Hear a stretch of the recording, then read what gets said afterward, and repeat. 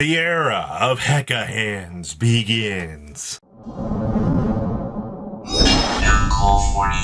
sure you guys smash the little crap out of that subscribe button so you guys don't miss out on more Oz comments. We got new Hecahands support. Probably today we will see something else, I would guess. If not today, I would assume sometime in the next week. We'll see something with either Craft or Cool Tune, which means you got to be watching this set each and every day, because if not, well, it's not our fault if you're too late. So boxes still have stabilized $43. We're not seeing too much of heavy movements on that front. Now, in terms of the Hecahands support itself, still looking at $30 on Ibitels. Looks like Yadel's went up to 29s. Looks like Jaza's 24s. Looks like Yadel's are still pretty cheap, actually. Jaza's went up to 15s for the collector's rares. Ibitel's went up to 12s, which is not bad. It looks like the hidden Hecahands, which, what'd you expect, man? It's only an Ultra. If you want to play anything with the deck, you need 3 of this stupid card. They're $10 a piece. Not all that surprising to see. Also, Godos has calmed down back down to $9. Looks like we got Ibitel's coming in at 6s now. That's actually not bad. Yadel's coming in at 4s, and Jaza's are still $3. So realistically, if you were wanting to pick this up, you got to get $6 worth of cards. You got to get $30 worth of the Hecahands, with Yadel's and Ibitel's being worth a little bit of money. So it's not too bad, to say the least. The rest of this kind of drops down. I mean, it looks like a lot of the supers have hit the dollar marks, and they're just kind of cruise controlling on through here, which is okay, honestly. We get the chance to kind of see a little bit of a stabilization on the back burner for this set, which, honestly, it probably needed to happen at this point. We needed to see some sort of victory for this set. Gazelle, the king of mythical claws. So we saw earlier in the week that we had some buyouts actually coming from in here. And this is actually not too bad of a card. So you got to remember the whole Hecahands deck can be played with the Illusion Good Stuff pile, which basically its job is to create this really interesting combo hybrid Illusion deck. You know, having access to Fiends, having access to all of the different bits and pieces is actually not bad. But your price point on this is still holding pretty much at $5 to $6 a copy, which is not bad. Luckily, I don't have to get the secret rares. You know, there is a super rare available. Your problem, however, though, is your super rare is the same price point. Actually, your super rare is more expensive than your secret rare. These are the types of situations that I love seeing here, that we get to see these sorts of scenarios coming up. It's just like, just go pick up the other version and be fine. So this is stuff you won't believe has happened for 500. So the State of Dragon Master Magia. So, Dragon Master Magia, you come on down here, you're down to 525 light play right now for a quarter century. That's down from the $600 that they were for a little while.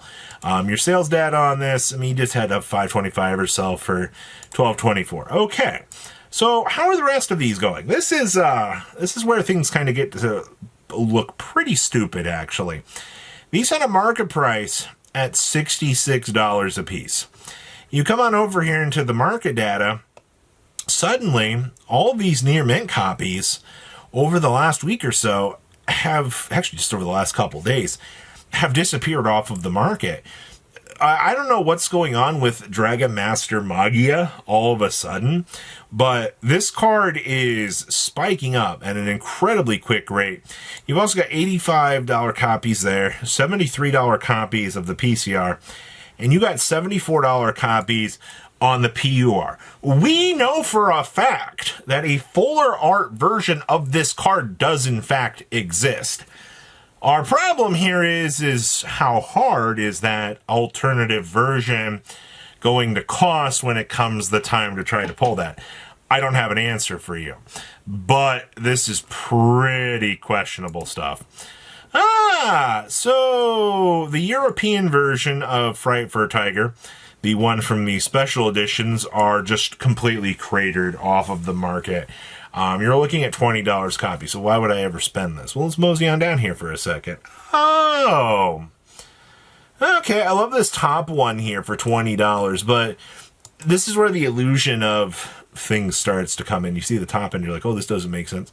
This card is about $2 to $3 a piece for the Ultra. What you're seeing is the top and the illusion that we get with the market here, where this is their recommended seller that they're going to put on top of the pedestal and they're going to try to talk you into picking up. Don't. Let's check your listings.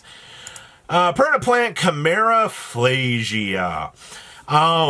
First of all, I think this card is pretty bad.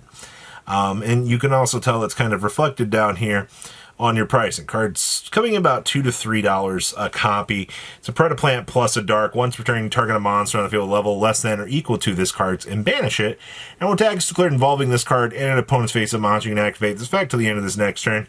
The opponent's monster loses 1,000 tag, and this card gains 1,000 tag. And once returned during the next standby phase after this card was sent to the graveyard, a polymerization spell card or fusion spell card from your deck to hand.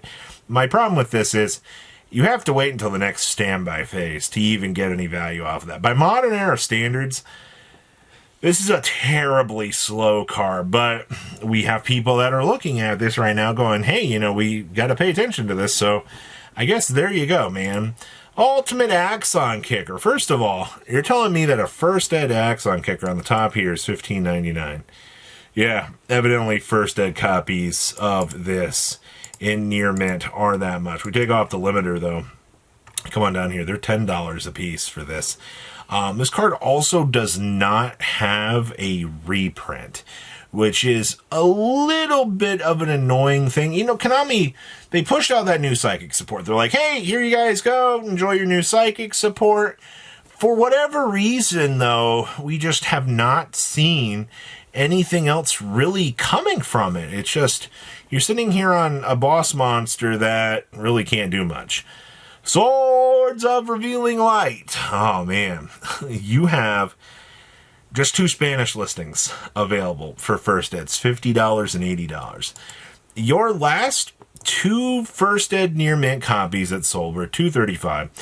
And then there was a PSA 8 Euro copy that actually came on the market that sold for about $150. Anything in the old LOB section that has value like this is going to be pretty much coveted by a lot of the community. I mean, people love these cards, man. They are some of the coolest stuff that has kind of come through. So, all right, collectability doing its thing. Yes, prize cards, my favorite when it comes to this game. Guys, are Starfoil Tournament Pack prize cards. $35 a piece, which is not too bad. I guess keep an eye on that. I also don't know what in the world this guy is doing on the top end of things. First of all, we've actually had a couple of sales here. This has been enough to trigger this card being talked about. So 100 Dragon here from Dragon's a Legend actually has come up. It's still basically $2 to $3 card for some reason. I don't know why. I saw that. I was like, ooh. Exodia Necros Lost Arts, still pretty much cruise controlling. Still, it's a $4 Lost Art. Keep in mind, we've been seeing a lot of Lost Art activity over the last couple of months.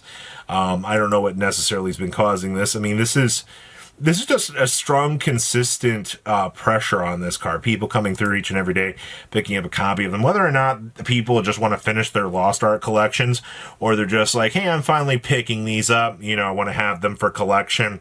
That's what we've been seeing with this. So it's doing pretty decently well. And I can't make this stuff up. Gemini Sparks. These are the old commons. This is for the common, by the way. You're down to 18 listings on this for $3 to $4 from the old tournament pack. We ship back here. I mean, you can get Astro Pack Super Rares for $20 on 5 listings. And the old Stardust Overdrive ones, I mean, these are also a decent amount, coming in like $3 a copy.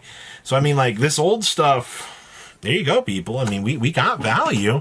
It's not the value I wanted to see or expected to see, but it's what's going on right now. So what do you guys think about everything today? Please do comment down below, tell me what you guys think, and I'll see your beautiful faces back here later today, guys. Patrons! Thank you.